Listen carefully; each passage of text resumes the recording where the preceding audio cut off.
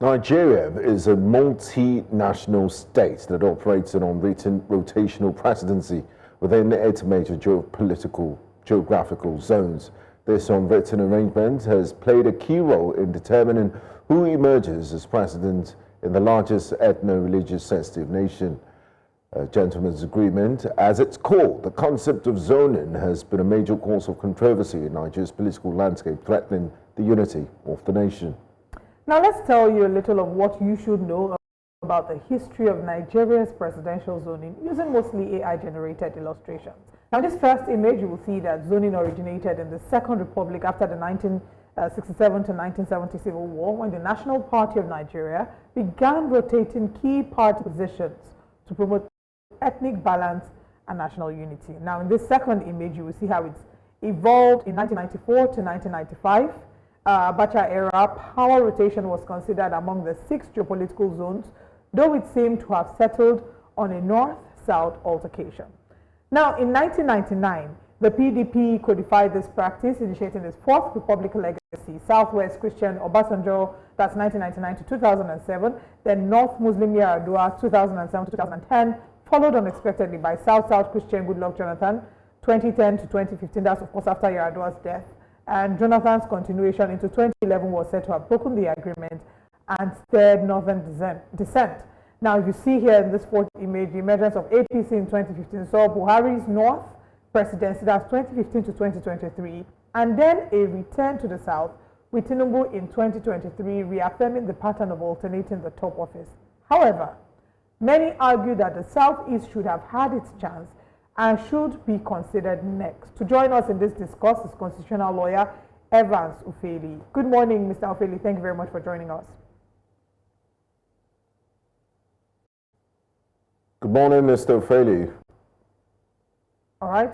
Good morning. Good morning. Thank you so much for joining us this morning. All right. I don't know if my producers can Very well. Bring back the tweet. The first tweet we showed today responding to the video of former President Goodluck Ebele Jonathan's explanation. There was a first tweet we took that was blaming him in the role that he played. I'm hoping that I can have that tweet up. But let's hear from Mr. Ufeli your thoughts regarding the concept of zoning. That those that would say it's a gentleman's agreement, it's not democratic, and in fact it infringes on Nigeria's democracy as it should be. There are others who say that that is what ensures the smooth flow of Nigeria's political landscape. But let's get your thoughts on the concept of zoning and the legality otherwise of it. Well, the concept of zoning, we cannot say it's not democratic. Okay, because the Constitution says in section 14, subsection 3, that the economy of Nigeria must be steered in such a way that, and the appointments and all must be steered in such a way that there will be a widespread integration so that every corner of the country is evenly represented, you know, at all circles. This is because of our ethnic divide and our history of diversity, okay? So that history made it mandatory in a way that even when political party constitutes, they constitute themselves in such a way that leadership of the political party is spread across the country. Because if you don't do it that way, there will be agitations. I mean, one of the remote causes of the Nigerian Civil War has to do with ethnicity and diversity. Okay? I mean, the immediate causes a lot of people talk about is Avoria Accord, the lack of implementation and the rest of that. But you see that this thing, as simple as it stands, has caused us a civil war, okay? Because of the lack of cohesion and integration.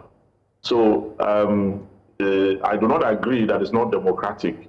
I think it is democratic. All right. Even though democracy is supposed to be played on the basis of merit.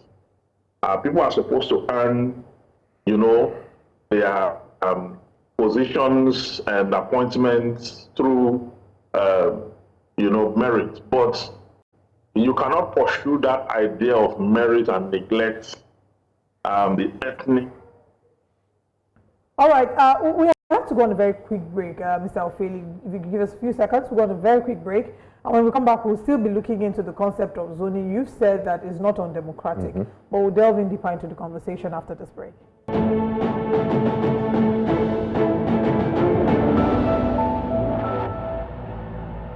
Welcome back to Breakfast Central. We're still looking at the zoning agreement and the constitutionality or otherwise of it.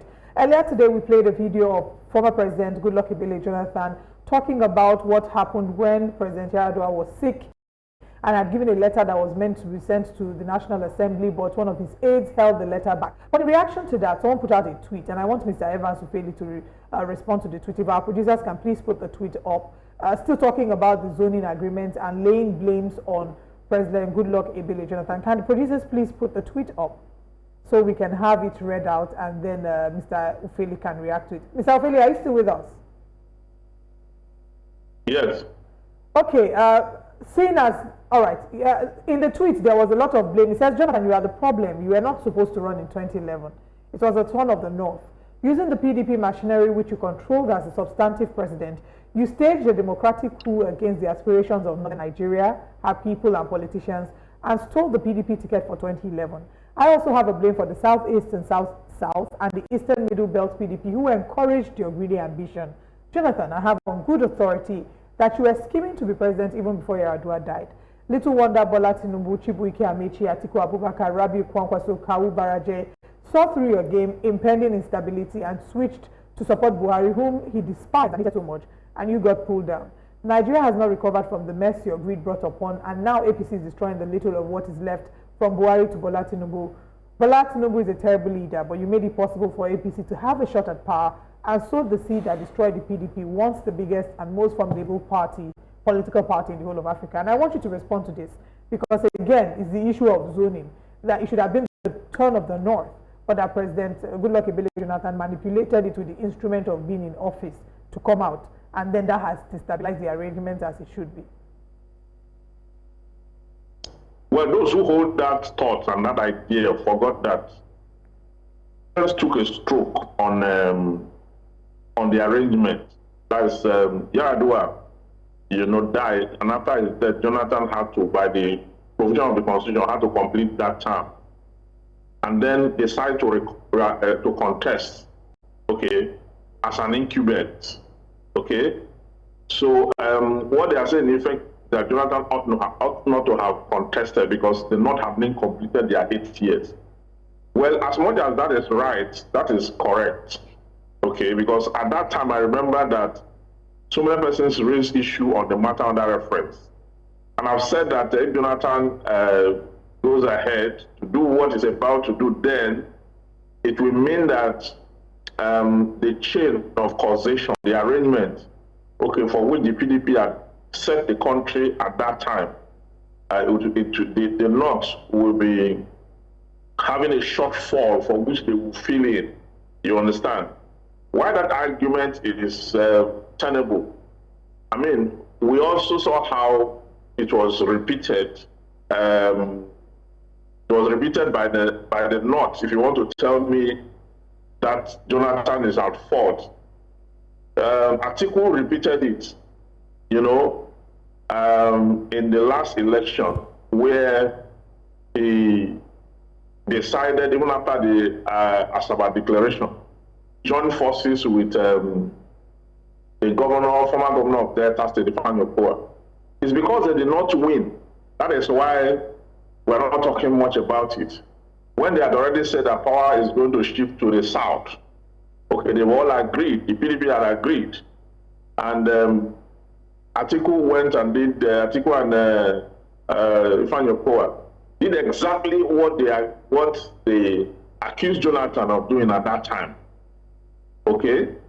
So, I mean, if we're looking at this thing, we should not look at it from the point of convenience, because that's what is going on now. Everyone is blaming Jonathan for making it possible for Tinubu to emerge. No one is blaming Atiku for also repeating the same thing in the last election just because he didn't win. So, I mean, if the parties want to structure zoning in a way that the parties should take a decision, okay? Because when Jonathan contested that time, the party ought to have taken a decision. They ought The to have highest made a court in the because land. it is a political party that contests election. Okay, Barrister It does not Ufeli, matter. yes, I totally get your drift. Now, people have argued, and I've said, look, like the federal character argument and also the zoning and rotational gentlemanly agreement, that it doesn't bring out the best, the most competent hands that we have. That how long are we going to keep doing this north and south arrangement? Are we right enough as a country to discard this zoning arrangement, or is just a nice and fair way of doing things that we should continue with it? We're not right. We're not civilized politically to that point. Okay? It can lead to unrest, a serious one. I mean, I just explained to you how that the Civil War broke out. We're not different from what we were then. I'm very sorry. We still hold on to our tribal enclave. Because you see that upon the 1960 Constitution, we were all called into nationhood. Everyone was called out of his enclave and tribe to embrace nationhood, which is a bigger picture of democratic engagement. And everyone did that, you know, but when nationhood failed, people reclined to their tribe because the tribe is a natural enemy of the state. So whenever we gather and we have to do something very, very sensitive, you find people start to speak their languages. They just switch to their languages. Okay?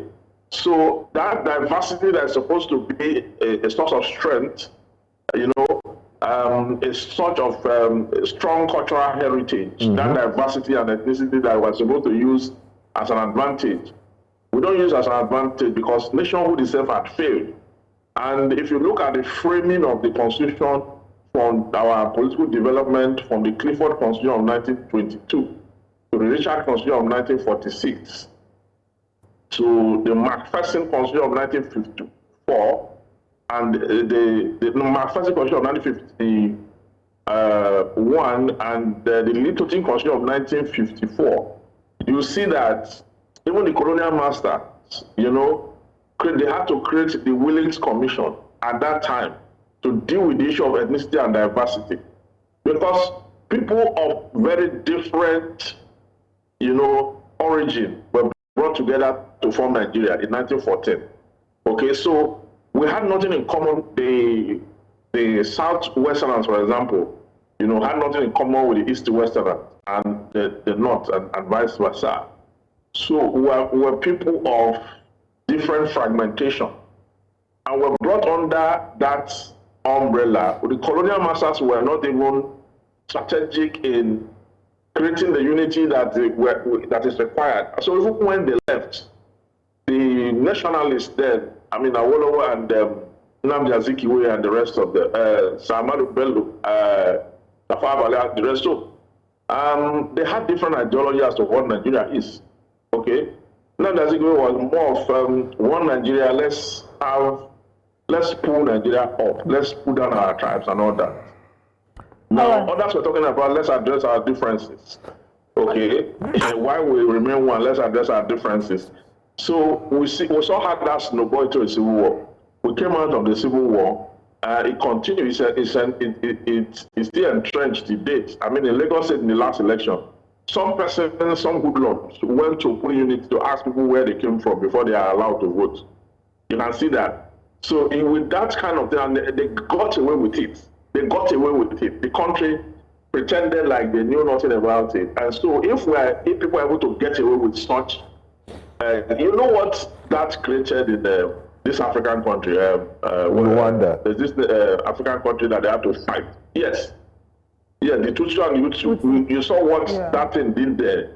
It also affected us. I mean, I talked about the Civil War. And right now, we are still not